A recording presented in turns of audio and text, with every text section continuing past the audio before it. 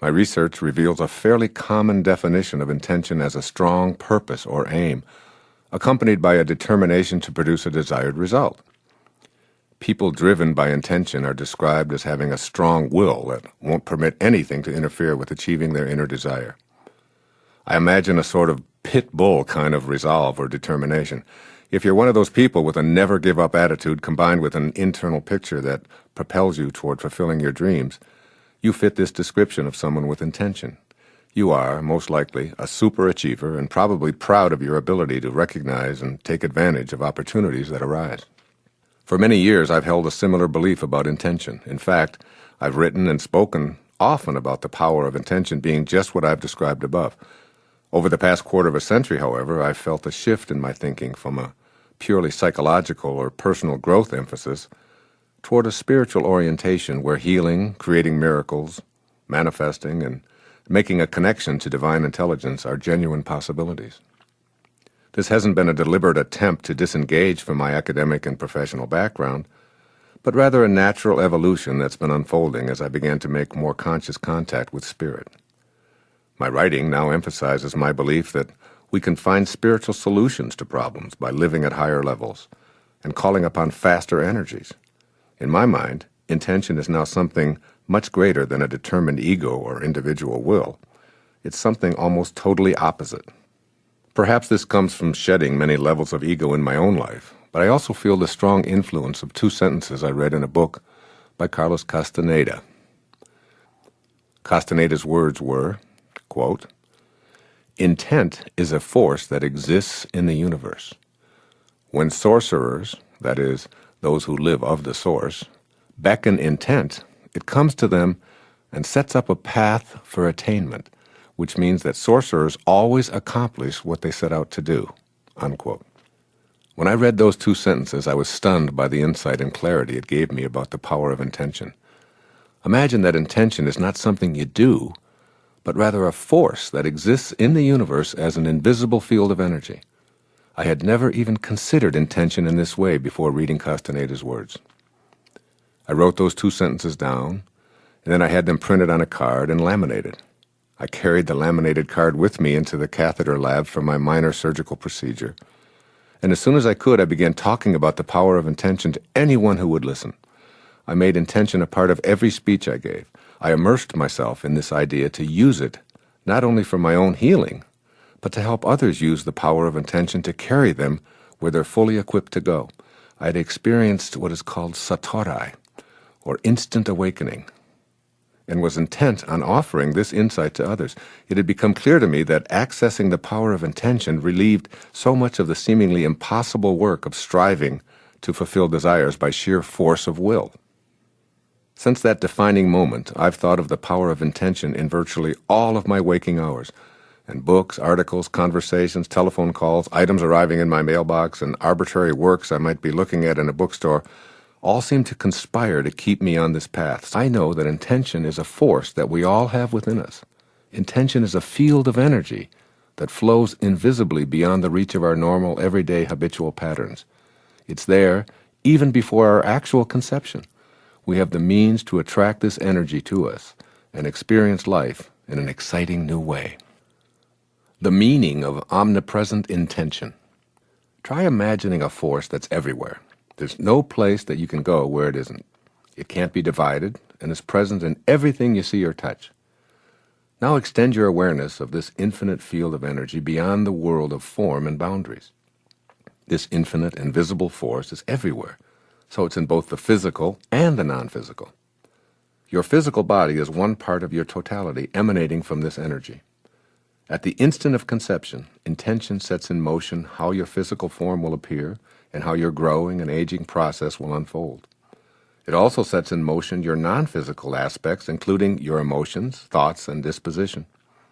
In this instance, intention is infinite potential, activating your physical and non-physical appearance on Earth. You formed out of this omnipresent to become present in time and space. Because it's omnipresent, this energy field of intent is accessible to you after your physical arrival here on Earth. The only way you deactivate this dormant force is by believing that you're separate from it. Activating intention means rejoining your source and becoming a modern-day sorcerer. Being a sorcerer means attaining the level of awareness where previously inconceivable things are available. As Carlos Castaneda explained, the task of sorcerers was to face infinity, or intention, and they plunged into it daily as a fisherman plunges into the sea. Intention is a power that's present everywhere as a field of energy. It isn't limited to physical development. It's the source of non-physical development as well. This field of intention is here, now, and available to you. When you activate it, you begin to feel purpose in your life, and you'll be guided by your infinite self. As you make your metaphorical bow to this power, recognize that you're bowing to yourself. The all-pervading energy of intention pulses through you toward your potential for a purposeful life.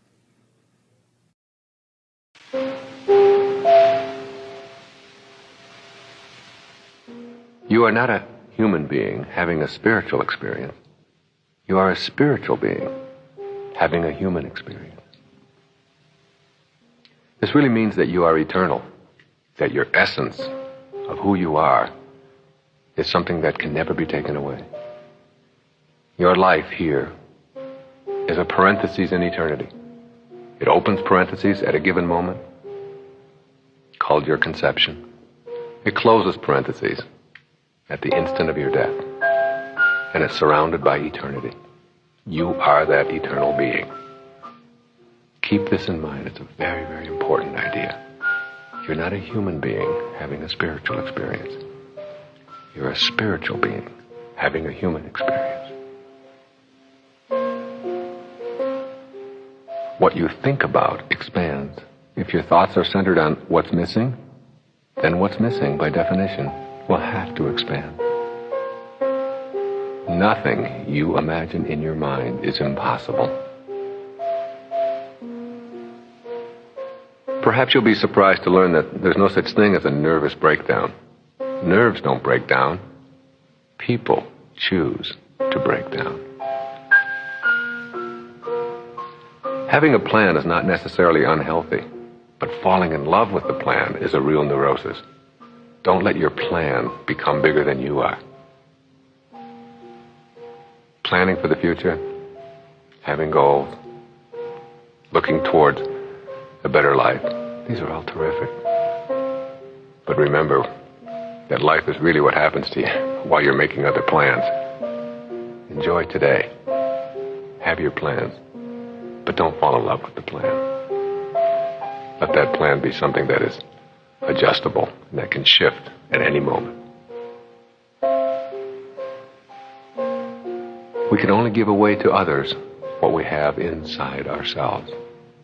We can only give away to others what we have inside ourselves. And the corollary of that is, we can't give away what we don't have. If you have love inside of you, love for yourself, then that's what you'll give away. If you have contempt inside of you, contempt for yourself, then that's what you'll give away. Be willing to let anything happen. Willingness is such an important commodity in our lives. Just be willing. Forgiveness is an act of self-love. Forgiveness is an act of self-love. You know, no one has ever died from a snake bite. Snakes bite. What kills people from a snake bite is not the bite, but the venom that continues to pour through the system long after the bite. You can't be unbitten, but you don't have to choose to have venom flowing through you. When you rid yourself of the venom and forgive, you're truly acting as a loving soul.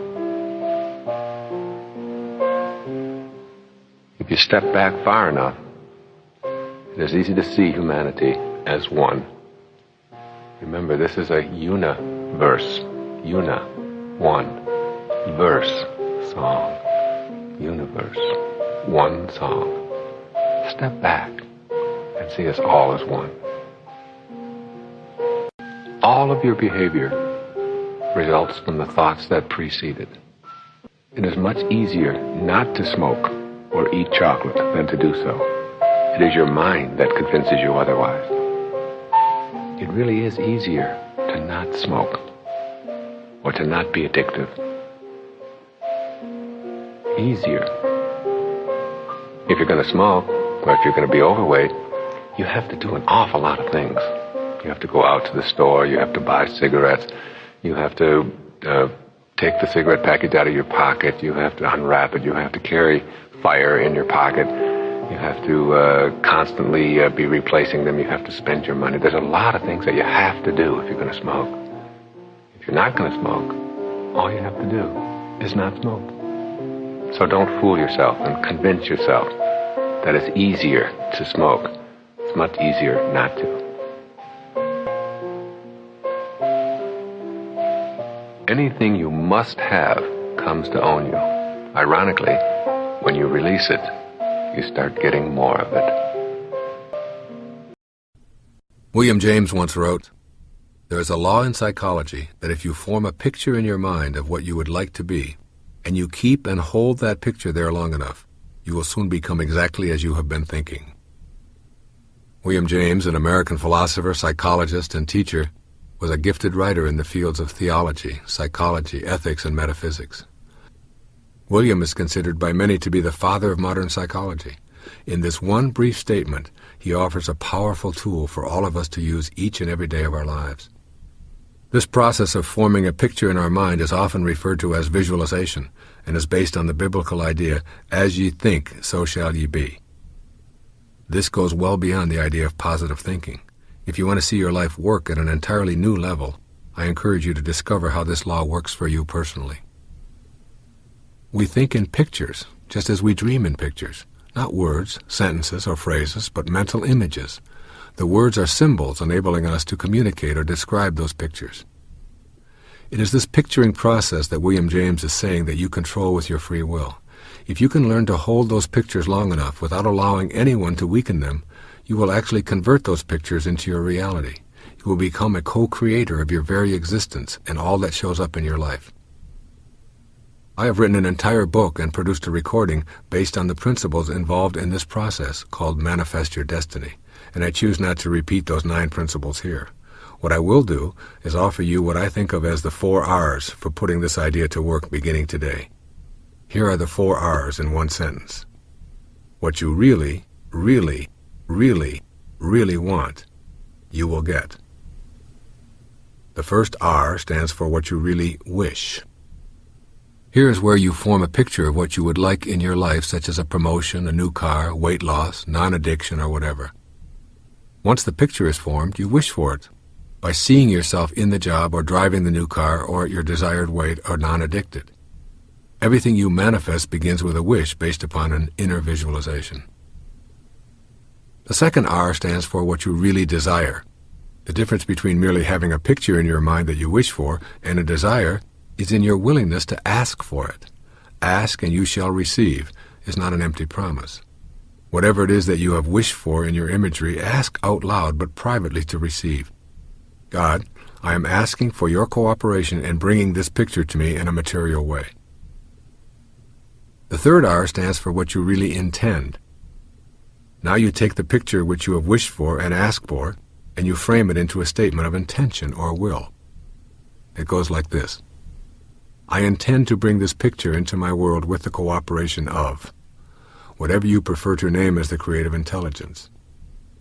There's no room here for doubt with such statements as, if everything works out okay, or if I am lucky. A statement of intention is based on the law that William James stated for you at the beginning of this passage. The fourth R stands for what you feel really passionate about, or what I call the hardening of the will. You are unwilling to allow anyone to discourage your passionate purpose or put a damper on your picture. You resist the negative opinion of others, and you remain silent as much as possible on what it is that you intend to produce into your life. This passion is what William James meant by, and you keep and hold that picture there long enough. Those who are really, really, really, really accomplished at attracting into their lives all that they desire are by no means lucky, nor do their circumstances create their desires. They have all 4 R's working for them at all times, and particularly the 4th R, which is really passionate. Virtually everything in my life, including all of my books and tapes, are the result of applying this law in psychology. It all begins with a wish. This recording, along with the book, began with a wish that I could write a book and produce a recording that interpreted the great wisdom of the people I've so admired all of my life and what they offer all of us today, even though they've all left our planet. I then expressed this desire to my wife and my agent along with my editor at the same time as I asked for the ability and the cooperation of the universe in bringing it all about. This was followed by an intention to create such a book and record it, which I relayed to the various people and departments involved in the publishing process. Some liked it. Some were a bit skeptical, telling me all the reasons why poetry analysis were not popular, and some discouraged me. I had my picture of the book, and I loved the idea of bringing these great masters to my readers and to those who listen to my tapes. Finally, my passion took over, and it was impossible for me to ignore my picture. As William James said, "You will soon become exactly as you have been thinking." And here it is. You're listening to it right now. The key to this is putting all 4 R's to work and really using them. What is it that you weren't willing to do to make it happen, is my response to the question I frequently hear as to why something didn't materialize as pictured. When the passion is there, and you refuse to allow any interference from any external source, there is nothing that will stop you. According to William James, it's the law. A motivated person is generally thought of as someone who has goals and who has objectives and is trying to get someplace else and has sort of an inner vision of where they would like to be, and they work hard and they get up early and they leave a little bit late and they have all kinds of good work habits and so on, and they're said to be highly motivated. And that's not inspiration. That's motivation is you get a hold of an idea and you take it with you and you carry it through to its logical conclusion. That's a motivated person. Inspiration is not where you get a hold of an idea and take it where you want it to go. It's where an idea gets a hold of you, and it takes you where you were intended to go in the first place. You remember Arthur Miller? He died about a year ago, the great playwright. Most of us had to read The Death of a Salesman or The Crucible. Well, he was 88 years old, and he was interviewed in the New York Times, and they asked him a question. Now, he had a play on Broadway at 88, and they asked him a question. They said, "Are you working on another play?" And here was this man who was soon to be 90, who said, "I don't know." He said, "But I probably am." And I think it was one of the great inspirational moments in my life reading that, and it was really one of the things that motivated me to write a book about inspiration from this perspective, that there are things that get a hold of you. Now, Mozart was described this way, that he would have what he called lively dreams, and he said that these symphonies would present themselves to him, and it was almost as if they were already written, and he would have to get them out and record them and so on. Now, you probably have experienced this. Most creative people who've done a lot of particularly creative work understand this. Rumi, the great Persian poet, said, he said, "The morning breeze has secrets to tell you. Do not go back to sleep. Do not go back to sleep." And what he was saying there was that when you are closest to God, between 3 or 4 o'clock in the morning, which is the best time for almost all of us, and almost everyone listening will awaken at one time or another between the hours of 3 and 4 and then go right back to sleep. But if you could understand that that's a wake-up call for you to be able to do what it is that you were designated to do, what you signed up to do, what your spirit is telling you to do, because inspiration is just about being in spirit. And when I get up when I'm writing, I get up between 3 and 4 o'clock in the morning, and I go out. I live on Maui, and I go out onto my writing space out there. And thank you, by the way, all of you, for my place on Maui. I really appreciate it. It's a wonderful place, and I appreciate you getting it for me. I mean that. I say that, but I'm always in a state of gratitude for all of the people who have supported the work that I have done. And at any rate, so I go out there and I sit down, and there are times, I don't know if you've had this experience, Mark, but I sit down and I write everything by hand, everything, and I just allow it to flow through me. I allow it to flow through. I take a purple pen, which is the highest energy of the rainbow, and I allow it to come to me. And there are times when I sit there at 3, 4, 5 o'clock in the morning, and I allow this information to come through my heart and onto the page, and I sit there and I wonder what's coming next. And oftentimes I'll read it, I'll think, I didn't even know I knew that. And then if I get stuck on something, or if I'm just not quite sure about something, I'll just reach over, and sure enough, there will be in a book that I've just grabbed off of the shelf or that's laying there. I'll just pick it up and open it up, and exactly what I needed will be in there. It's like when Patanjali said, dormant forces come alive, and you discover yourself to be a greater person by far than you ever dreamed yourself to be. What happens is that when you get yourself into that spirit and you allow it to flow through you and to work with you and to work for you and support you, it's taking you where you were destined to go. English philosophical poet Percy Bysshe Shelley rejected all conventions that he believed stifled love and human freedom and rebelled against the strictures of English politics and religion. Percy Bysshe Shelley's poetry was his legacy to all of us on the importance of passionately living our lives every day. Living life passionately has its own tremendous rewards, which are intensified when one is aware that death, in its arbitrary way, can come at any unexpected moment, as it did for Shelley. This man was a fervent idealist who wrote of his love for love and his passion for passion. He completed his enormous treasury of poetry and prose by the age of 29, when he died in a boating accident during a storm. Not only does his poetry speak to all of us of his enormous passion, but so does his life as well. He took up causes, risked his fame and his life, and drank up every moment of his life. The poem quoted here, titled Love's Philosophy, conveys a glimmer of the passion that Shelley felt in his idealistic heart. The fountains mingle with the river, and the rivers with the ocean. The winds of heaven mix forever with a sweet emotion. Nothing in the world is single, all things by a law divine, in one spirit meet and mingle. Why not I with thine? See the mountains kiss high heaven, and the waves clasp one another. No sister flower would be forgiven if it disdained its brother. And the sunlight clasps the earth, and the moonbeams kiss the sea. What is all this sweet work worth, if thou kiss not me? This poem says to me, as does so much of his romantic poetry, feel the love for those you adore and express it with fervor, otherwise live your life in frustration. Love, the passionate variety, is that inner sense of longing that pervades every thought, every waking moment. It is a state of bliss that we usually equate with sexual or romantic feelings when they are ecstatically shared with our lover. All of that mingling and mixing and clasping and kissing between the rivers, winds, mountains, flowers, and moonbeams are Shelley's metaphors for that shared state of bliss. Why, he implies, would you choose the frustration of not expressing those feelings? I can recall the aching I have felt at various times in my own life for a love that I was unable to share with someone. I think I felt as though I'd died and gone to heaven when that love was made manifest by long embraces and kisses and union. But there is also passion in other circumstances, like the ecstasy of creation.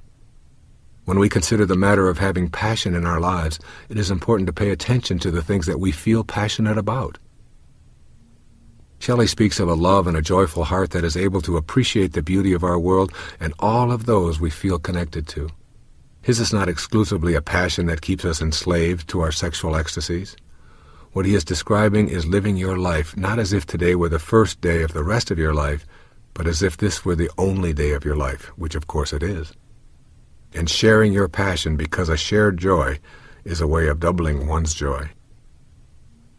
Too often we find ourselves bogged down in a serious approach to life, using our minds to keep us in a state of angst, or even worse, indifference. Joy and ecstasy come from within. They cannot be purchased at any price. We are all seeking joy and happiness, and often feeling it is not a proper state of mind when it arrives. The key to knowing this state is to put passion into your life, but also your recreation, your vocation, and in all of your observations of yourself intermingling with this glorious universe. There is so much to be passionate about.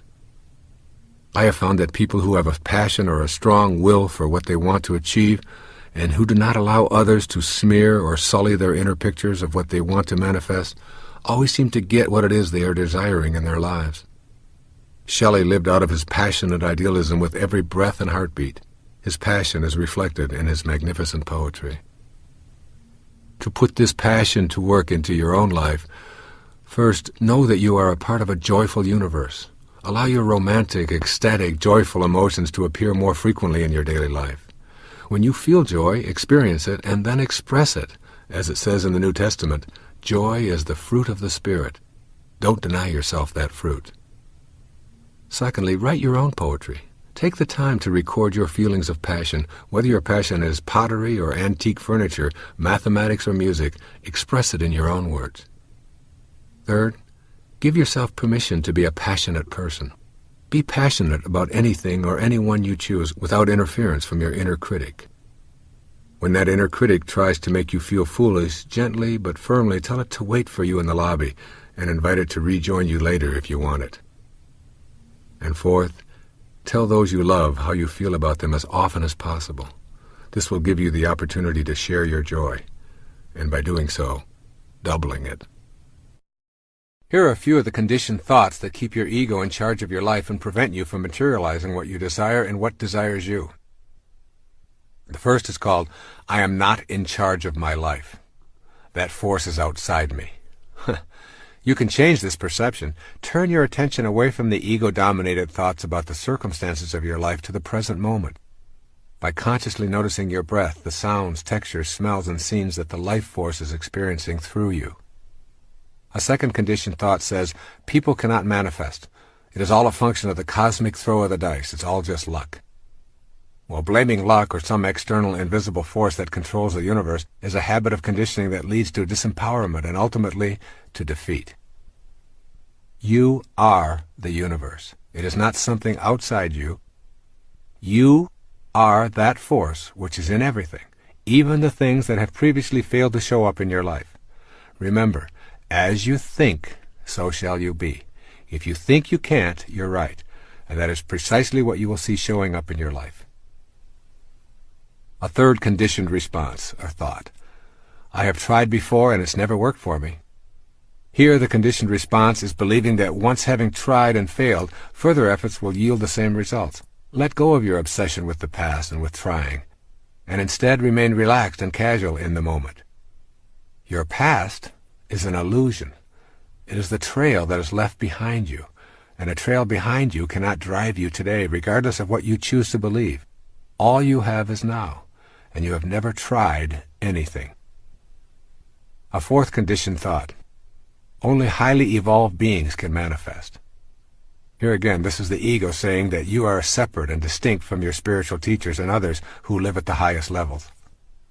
Relinquish those thoughts and replace them with seeing yourself as connected to everyone by that unseen life force that is your divine essence. Think of this definition of enlightenment: to be immersed in and surrounded by peace. Your highest self only wants you to be at peace. It does not judge, it doesn't compare or demand that you defeat anyone or be better than anyone. You know your highest self by listening to the voice that only wants you to be at peace. That's what enlightenment is. The purpose of the highest self is to assist you in this effort. You do this by creating an inner sanctuary that is yours and yours alone. Go to this silent inner retreat as often as you can and let go of all attachments to the external world of the ego. As you go to this sanctuary, a light will be born within you that you will come to know and respect. This light is your connection to the energy of manifestation. Here are a few suggestions to nurture trust in yourself and in that oneness. The first is called, begin by admitting your confusion or failures. When you're honest with yourself about every aspect of your life, you discontinue identifying with separateness. You then become ready for the insight that trust in yourself and trust in ultimate truth are one and the same. A second suggestion is to keep in mind that you cannot go to a higher ground if you're hanging on to a lower level. You cannot leave the physical world if you're so attached to it that you refuse to let go. The concept of trust involves surrendering to and trusting the God force. The third suggestion is to acquire a rebellious attitude toward the philosophy that preaches a style of God as boss, who is authoritarian and a benevolent tyrant. Rejection of this model does not mean that you are an atheist, but rather a believer in the true meaning of divinity. A fourth suggestion is to remember that trusting does not mean you never experience life's valleys. There will be peaks and valleys as long as you live in this physical plane. Do not abandon trust when your ego thinks things should be different than they are. It is better to embrace trust when darkness is present, knowing that light will follow. Begin to look for the lesson in the darkness, rather than cursing it. And a fifth suggestion is to take your serious problems and turn them over to God. Say something like the following: I've not been able to resolve these issues in my life. I would like to show my trust in the divine force by simply turning them over to your divine hands, which I know are also mine, and I trust that this action will lead to a resolution of these problems. A sixth suggestion is to remember that the presence of complete trust is evident in your life when what you think and feel and do are all balanced and in harmony. To say, I believe in a healthy body, and to practice eating in unhealthy ways dissolves trust in yourself. When you are incongruent with your thoughts, you are showing a lack of trust in the divinity that is your essence. And finally, a seventh suggestion: begin a meditation practice of contemplating the supreme principle that is beyond the pettiness of this world. Meditation is not merely making the mind think that it is meditating. Meditation is literally the embodiment of truth and trust. It is knowing that I can confront myself in a spirit of serenity, and that what I seek will be attracted to me. This, then, is the energy of manifesting, and it comes most frequently when the mind is quiet. It is the quiet mind that comes in contact with the truth. This process of closing my eyes and becoming serene gives me the ability to tap into that source of inspiration. Inspiration, the very word comes from in spirit. Henry David Thoreau was Harvard educated, but chose the unpopular career of writer and poet to satisfy his soul's urge. A force in the New England Transcendentalists, along with Emerson, he loved nature, freedom, and individuality. Listen to this passage from Walden. If a man does not keep pace with his companions, perhaps it is because he hears a different drummer. Let him step to the music which he hears, however measured and far away. The one comment that I am most pleased to hear from those who have read my books or listened to my tapes over the years goes like this: Your words finally reassured me that I am not insane. All my life people have been telling me there's something wrong with me for the way I think. Your words made me realize that I'm not crazy. I think that it was in reading Thoreau that I had the very same kind of epiphany. I have often imagined myself in the shoes of Thoreau, living simply and deliberately in the woods, being self-sufficient and writing down what I felt most deeply in my soul. But more than writing it down, the idea of living these ideas, regardless of how others perceived me or reacted, seemed somehow noble.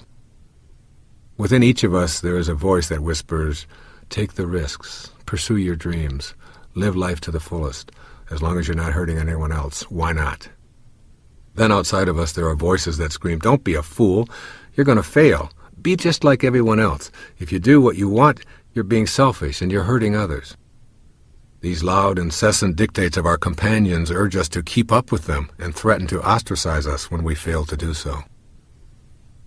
I have observed that society in general always seems to honor its living conformists and its dead troublemakers. Everyone who has ever made a difference in any profession has listened to the music he or she hears and proceeded independent of the opinion of others.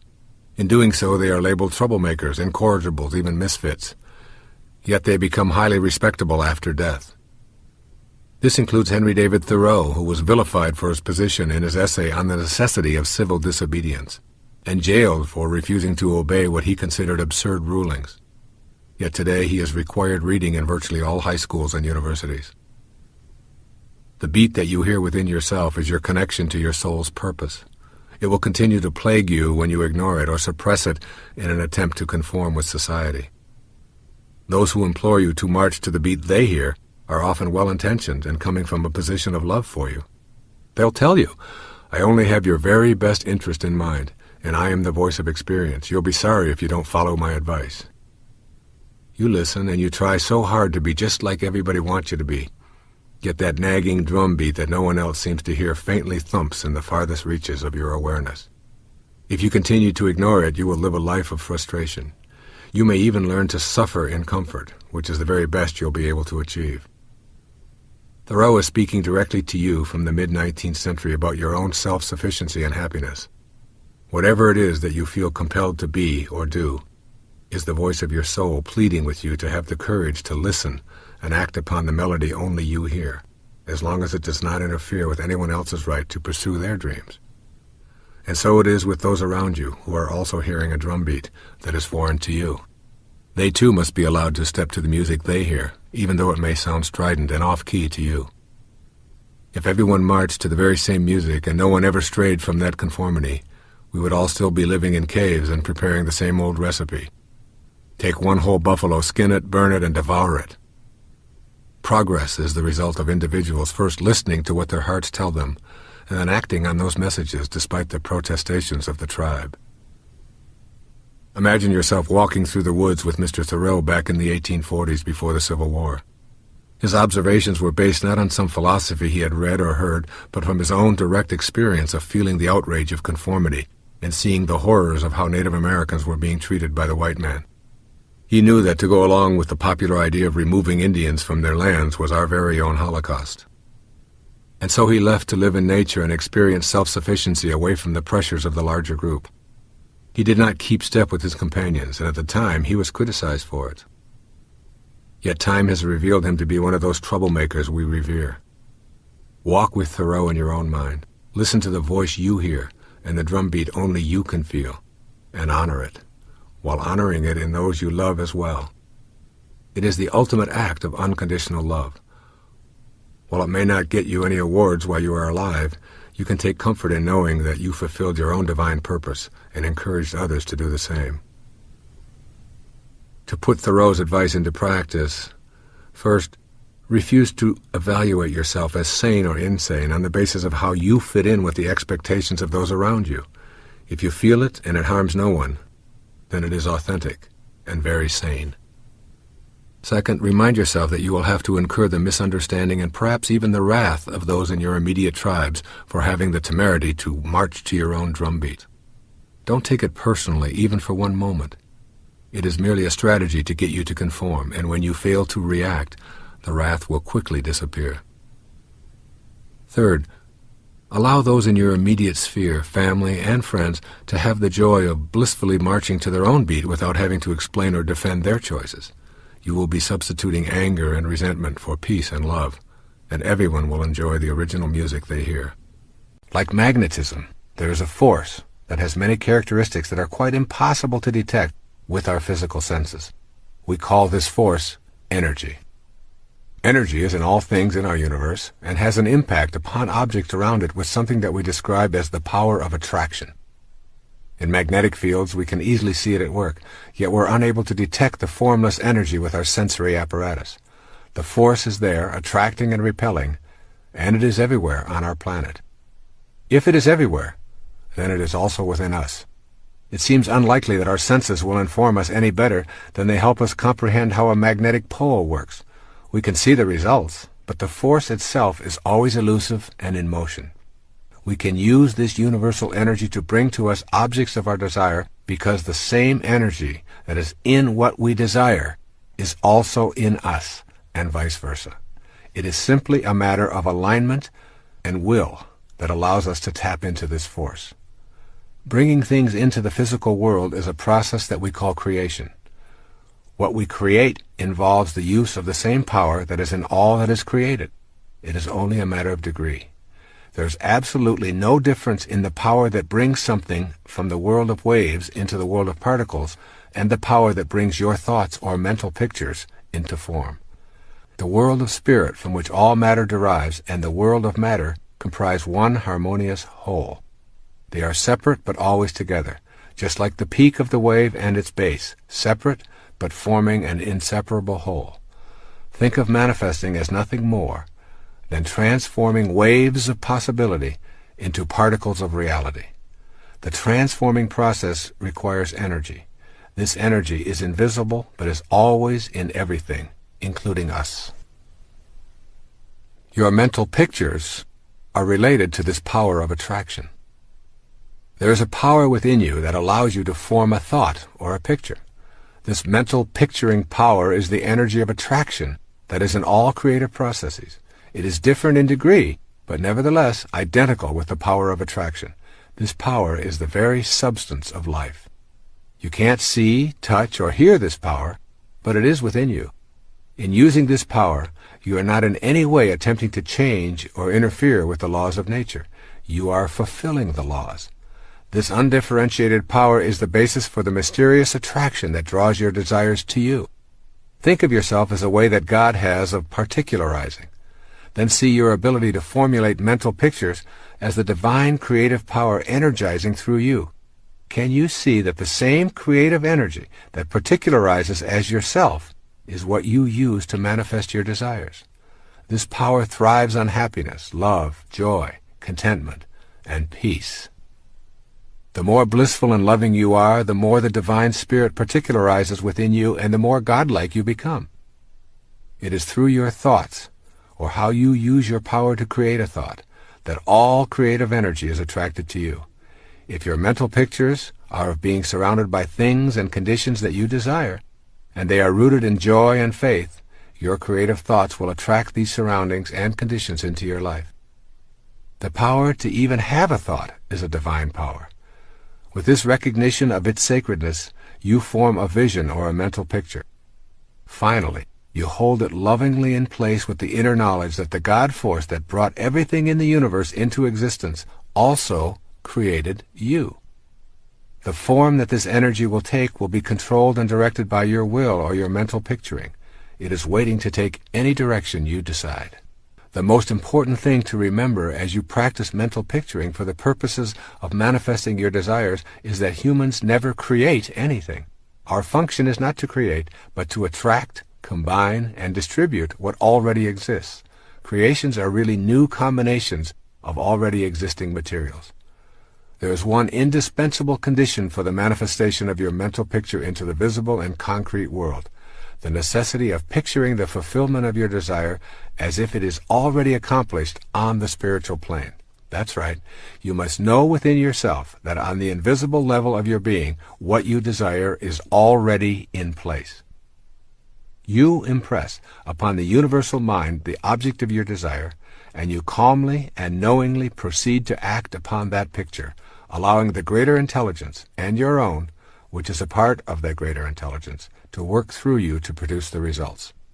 You abandon all fear and return to the affairs of your life, assured that the necessary conditions will soon come into view or are already there. The key is to repeat the mental pictures until the truth of what you are affirming resonates within you without an ounce of doubt.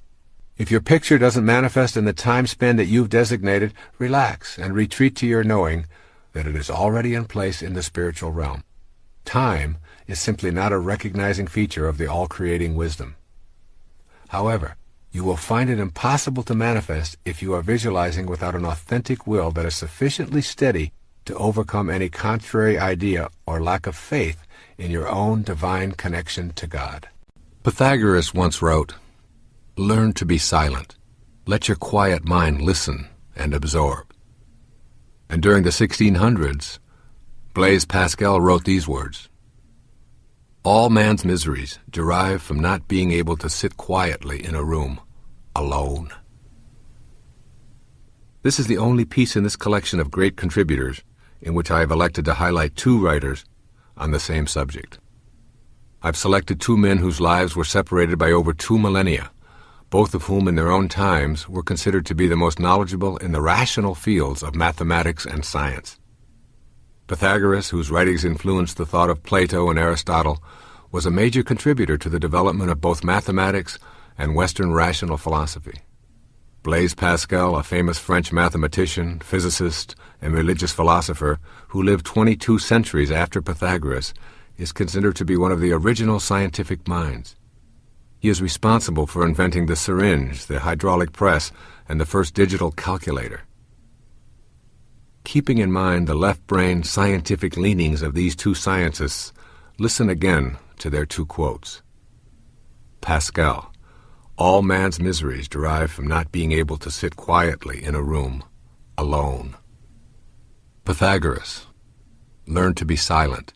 Let your quiet mind listen and absorb." They both speak to the importance of silence and the value of meditation in your life, whether you are an accountant or an avatar.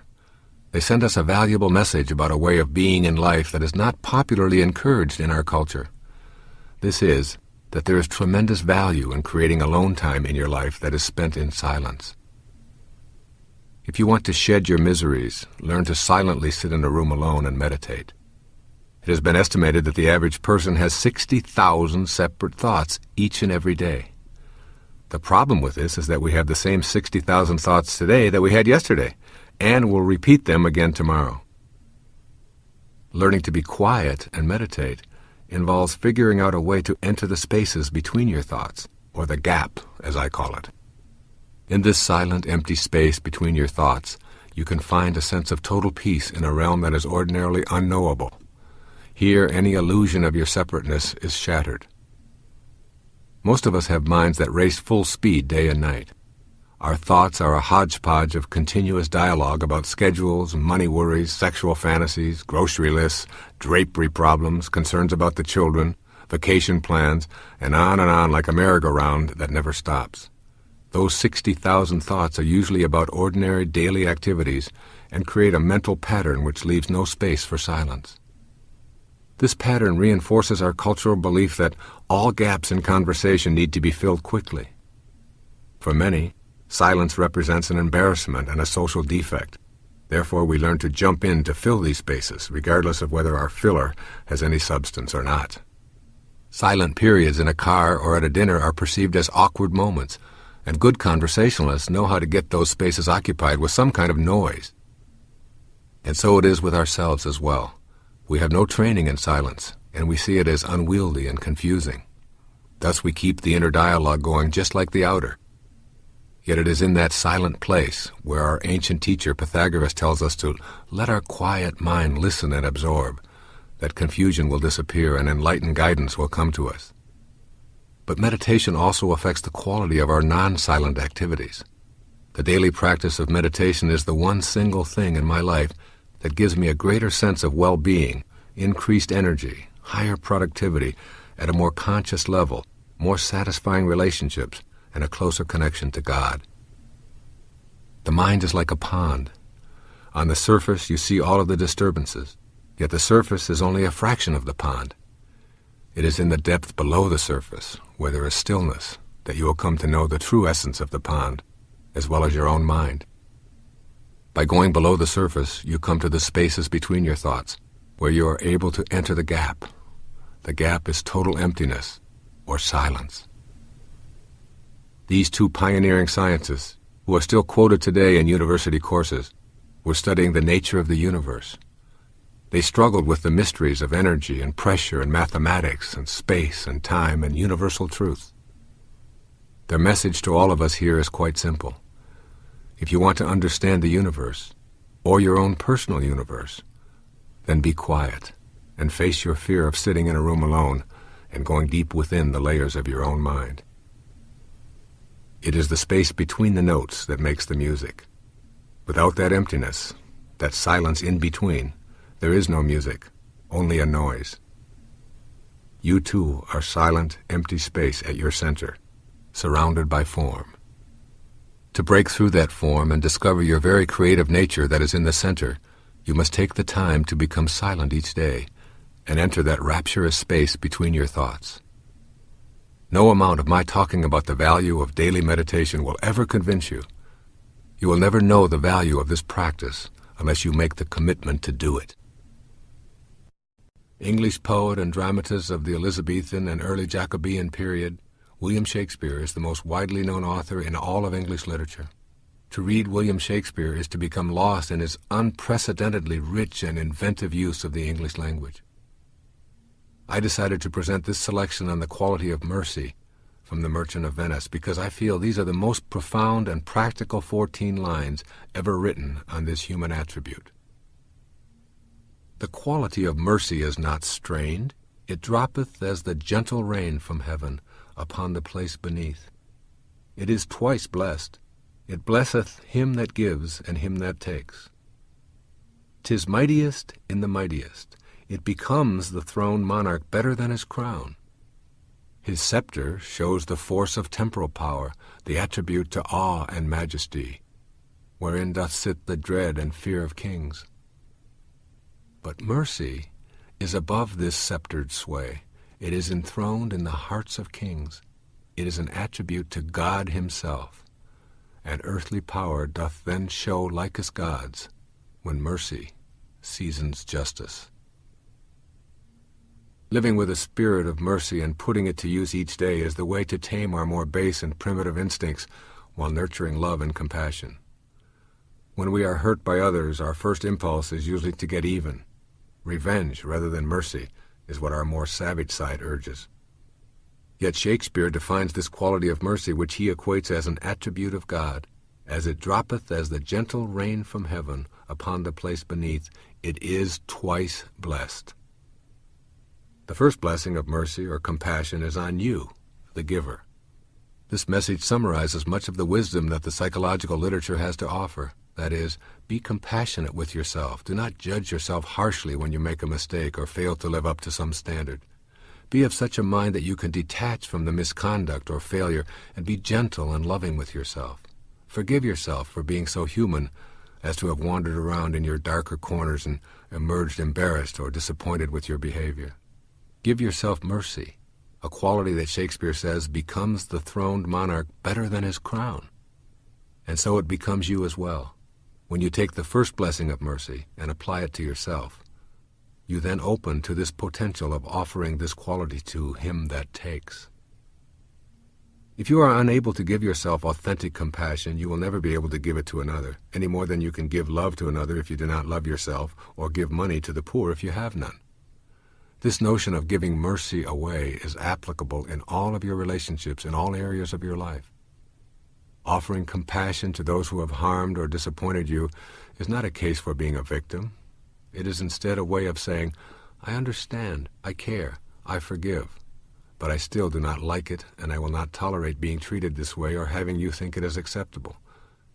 The difference is not needing to exact revenge or to prove one's superiority. With mercy in your heart, you will find yourself much less distracted and disheartened by the evil behaviors that you see and read about almost every day. You will be able to send the offender's love and not become obsessed with anger, hatred, and eventually the desire for revenge. Put the ideas of this passage by one of the world's greatest wordsmiths into your life by practicing the following. 1. Give yourself the compassion you deserve for any and all past actions. Stop judging yourself so harshly. All of those errors and wrong actions were necessary for you to get beyond that place in your life. Be kind to yourself and eliminate any ill feelings you harbor toward yourself. 2. Once you have stated how you feel and justice has been seen, then let go. Let go now. Don't hold on to grudges and use constant reminders to keep others in a state of guilt while maintaining your own dissonance as well. Let it go. And 3. Turn your most troublesome disturbances over to God. Simply say, Dear God, I find it so extremely difficult to give mercy in this situation, and I'm turning it over to you completely.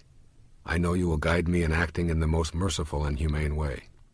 This action will free you from your own immobilization and anger and help you to see the saint in the sinner who have just been exchanging notes with each other.